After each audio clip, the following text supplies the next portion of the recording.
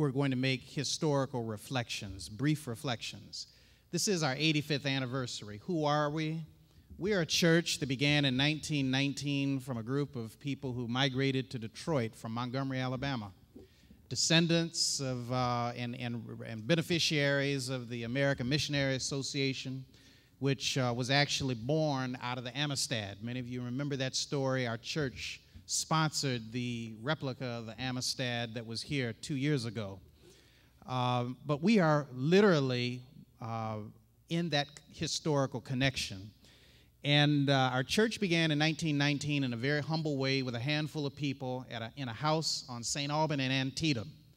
That's where the tennis courts are, over near where Joe Muir's used to be, the big vacant lot. That's where our church began, in a house, the home of Carrie Thompson.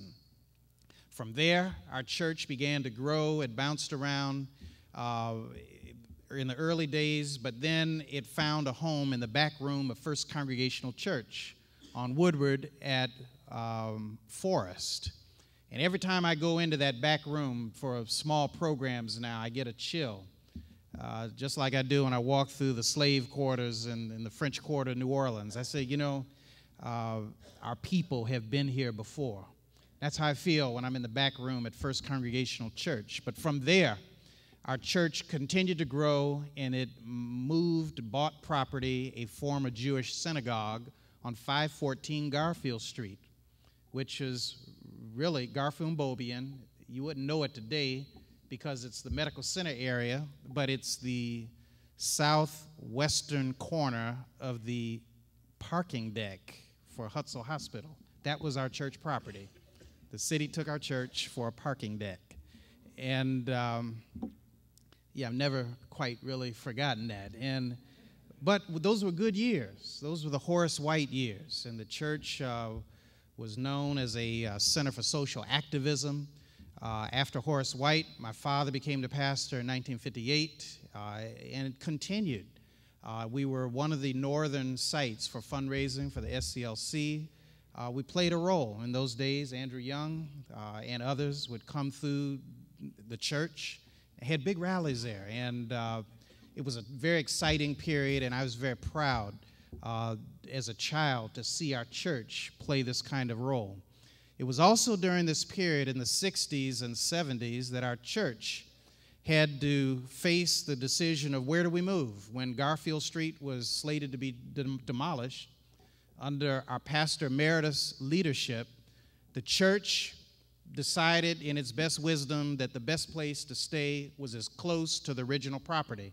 So they bought this property and acquired property for 43 acres going south.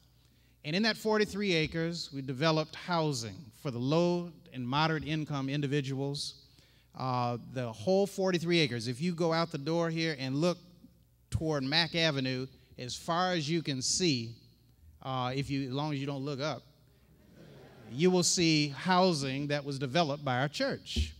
If you look to the left, you see the Cyprian Center, developed as the first center for the mentally handicapped in the Detroit region to help people who had mental disabilities who were at the lowest level of functioning.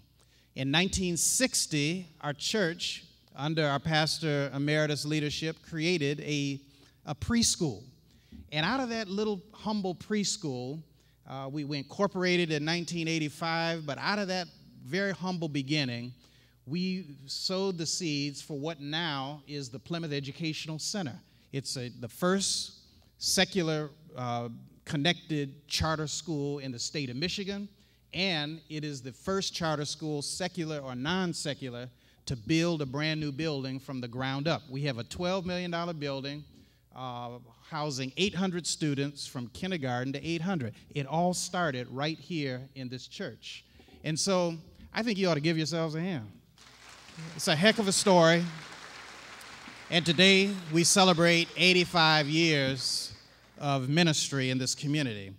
I'd like to call now upon Sandra Ash.